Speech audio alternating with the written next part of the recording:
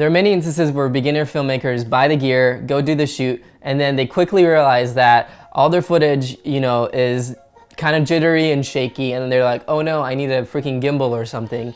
And I don't think that's always the right solution. I think the problem is that a lot of times beginner filmmakers don't take the time to learn how to shoot handheld, and maybe they want to skip a couple of steps and just get ahead in the game and have a little gimbal or something that makes their footage look better.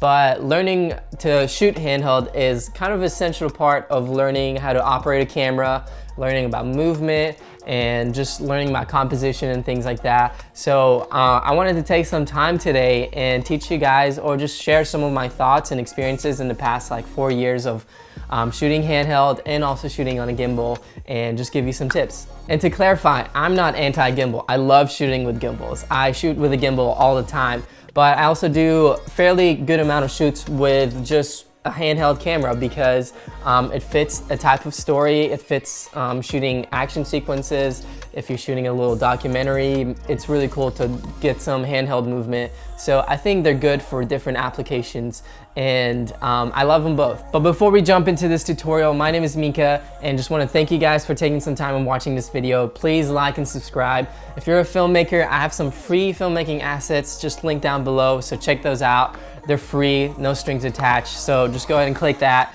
But let's jump into it. Okay, tip number 1 may sound silly, but you need to embrace the fact that you're shooting handheld. If you're shooting a handheld video, just know that your video is going to have a different look than it would if you were shooting with a stabilizer. If you're shooting handheld but trying to embody some kind of gimbal movement, that's not gonna work all the time. Your editing software is only going to take out so much jitters and shakes in your footage. You have to understand that shooting handheld is going to give your footage a certain type of tone than if you were to be shooting with a gimbal or some kind of stabilizer. A good example of a handheld shot is an action sequence. Shooting handheld during an action sequence is going to change the tone of your footage and is going to ramp up the energy of your shot. And here's an example.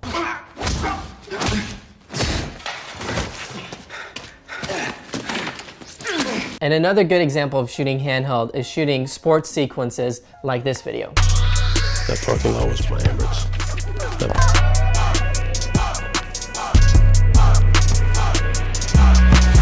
Okay, before we go into tip number 2, I'm gonna build my camera and come back in a second.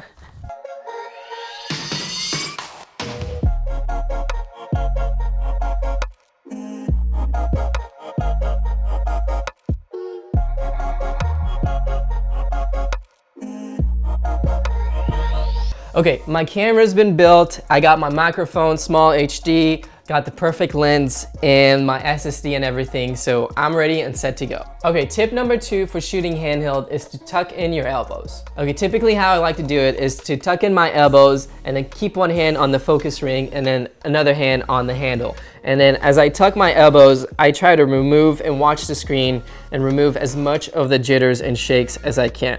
But a little bit of sway from left to right is always nice to just kind of give your footage a certain type of tone that you're shooting handheld. And the reason with tucking in your elbows is that when you're holding the camera and your elbows are tucked in, the camera follows the motion of your upper torso versus your arms when you're trying to do a handheld and pull focus. So this just kind of removes one of the axes, I guess, of shooting handheld. So you don't have this barrel roll effect going, and you're able to kind of keep an eye on your footage and just kind of follow the motion of your upper torso. Okay, tip number 3 with shooting handheld is to try to slow down your breathing. When you're shooting handheld and maybe trying to follow a subject, it's best to, again, tuck in your elbows, slow down your breathing, and as you move, try to absorb all the shock in your waist and not let it move up to your upper torso. So kind of keep your legs loose, kind of do a ninja walk basically. And the more you practice, the more you get a feel for where that sweet spot is to where you can get the best type of footage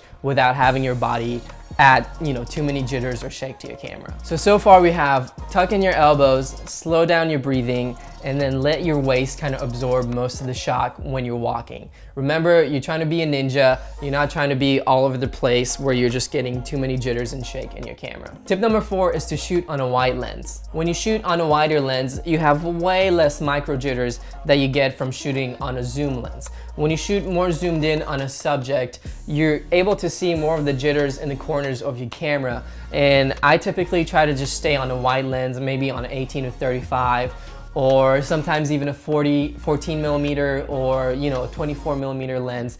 That way, the handheld feeling kind of fits the video. You know, sometimes if you need to get those tight close-up shots, just do it really quick, and you know, you have to be more still. You have to try to slow down your breathing even more. But then I typically like to just shoot on a wider lens because it just kind of removes a lot of that jittery feeling. All right, tip number 5 is to follow motion. You have to let your camera movements be motivated by what's going on in your shot. So if there's a subject to follow, then follow them. If there's an object like a ball rolling, or let's say you're trying to do a close-up of something that's moving, then follow that thing. Your camera movement needs to be motivated by what's happening in your shot. Try to have a beginning and end for your camera movement so that your shot feels intentional. A question that I ask myself before rolling is, what's the focus point in this shot? So those are good questions to keep in mind and ask yourself before you start rolling, because you want to make sure that you're motivated by a certain feeling, or there's context to why you're doing what you're about to do. That way you know that the movement you're about to do with your camera is intentional, you know, it's motivated by the story, it's motivated by the character or whatever's happening in the shot, and you know that it's going to fit right in with, you know, the video that you're about to do. That way when the audience is watching the video, they can feel like every movement is intentional and it was meant to happen, and that nothing happened on accident or just randomly. But let's say you guys took all these 5 tips that I just gave you guys and still don't feel happy with how your shots have turned out, they're not smooth enough, then in that case, I would say try to shoot in a higher frame rate so that when you slow it down in post, there's less of the jitter happening, and also you can add a touch of warp stabilizer so that your footage can look a little bit smoother. So try shooting in a higher frame rate, but if you're still not happy, then I would say you need to probably keep practicing and maybe do some push-ups to build some upper body strength. But those are the 5 tips I have for you guys. If you have any other tips that you think I missed, please comment them down below. I would love to hear from you guys. If you enjoyed watching this video, please subscribe, and I will see you guys soon.